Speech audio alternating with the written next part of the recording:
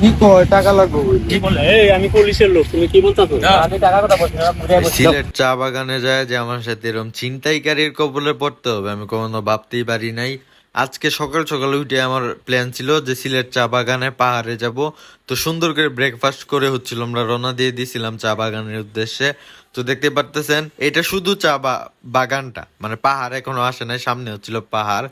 এত সুন্দর ওয়েদারটা ছিল, যদিও একটু গরম ছিল।